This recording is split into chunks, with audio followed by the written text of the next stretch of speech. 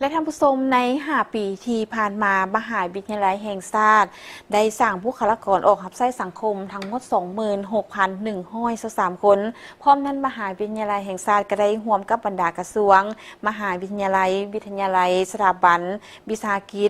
กิจเอกชนและสมาคมต่างๆเพื่อช่วยเหลือและแลกเปลี่ยนด้านวิชาการค้นคว้าวิจัยกับวิทยาลัยต่างประเทศ355ฉบับจาก32ประเทศในทั่วโลก5 ปีที่ผ่านมามหาวิทยาลัยแห่งชาติได้สร้างบุคลากรออกรับใช้สังคมทั้งหมด 26,123 คน ในนี้ถือว่าเป็นผลงานที่มหาวิทยาลัยแห่งชาติสามารถสร้างบุคลากรเพื่อรับใช้เข้าในทุกแขนงการ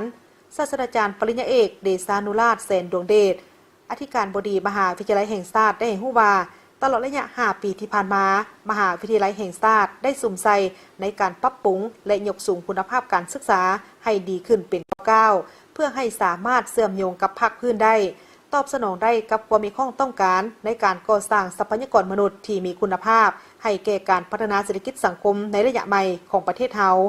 โดยนำใช้เทคโนโลยีเข้าช่วยควบคู่กับการคุ้มครองหลักสูตรปรับปรุงและพัฒนาหลักสูตรการเรียนการสอนในหลายระดับในนั้นระดับปริญญาตรีมี123หลักสูตรแต่ว่าในระยะ5 ปีมันสร้างเพิ่มขึ้น10หลักสูตรแต่ว่าหลักสูตรต่อเนื่องปริญญาตรีทั้งหมดมี46หลักสูตรแต่ว่าสร้างเพิ่มเติมในระยะ5 ปีนี้เป็น6หลักสูตรอนุปริญญา6หลักสูตร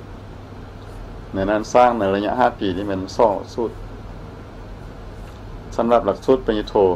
ทั้งหมดมี74หลักสูตรในปัจจุบันแต่สร้างเพิ่มเติมในระยะ5 ปีมัน13หลักสูตรปริญญาเอกนี่มี13หลักสูตรทั้งหมดแต่ว่าสร้างในระยะ5 ปีมัน9หลักสูตรในนั้นมีหลักสูตรนานาชาติ4หลักสูตรปริญญาตรี2และปริญญาโท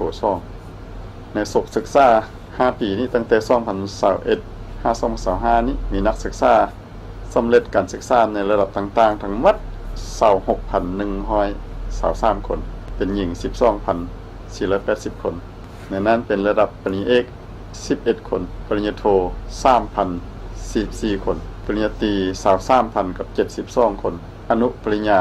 92 คนในนั้นแม่นระดับปริญญาตรีนี้จะมีผู้ได้รับประกาศนียบัตรเกียรตินิยมทั้งหมด354 คน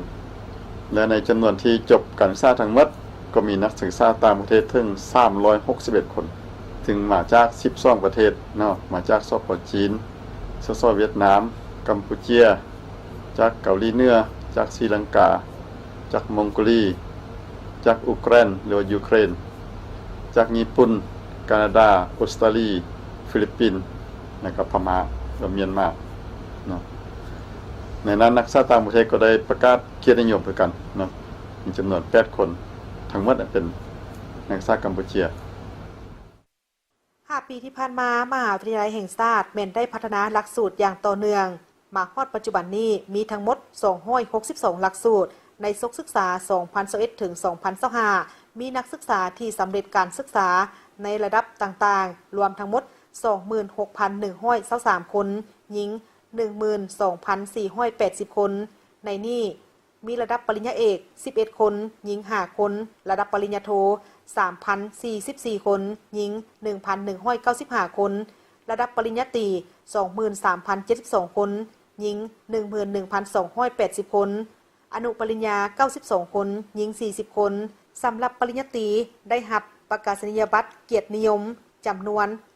354 คนหญิง199 คนปัจจุบันมหาวิทยาลัยแห่งชาติประกอบมี13คณะวิชา2สถาบันที่เฮ็ดหน้าที่ก่อสร้างทรัพยากรมนุษย์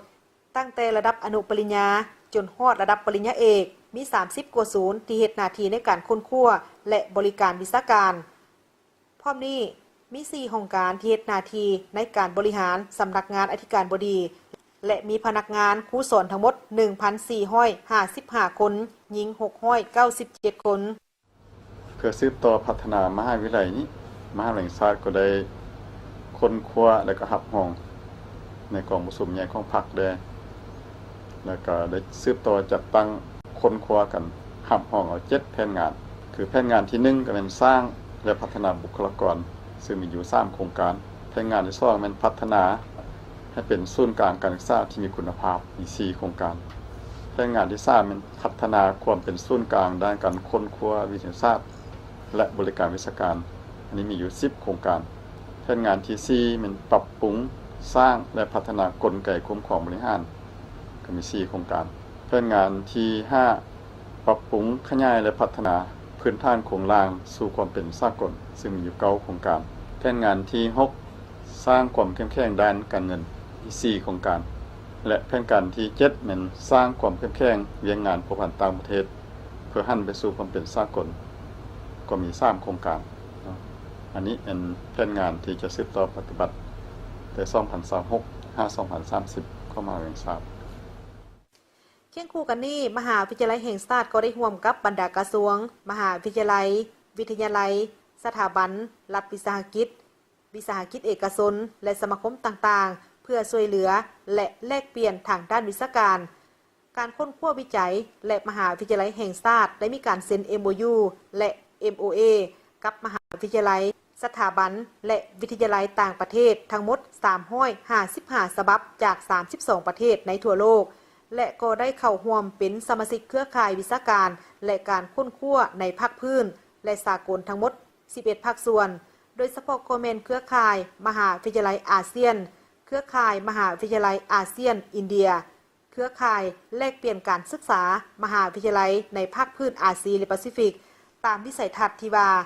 มหาวิทยาลัยแห่งชาติกลายเป็นศูนย์กลางการศึกษาการค้นคว้าวิทยาศาสตร์เทคโนโลยีและนวัตกรรมที่มีคุณภาพมาตรฐานภาคพื้นและสากล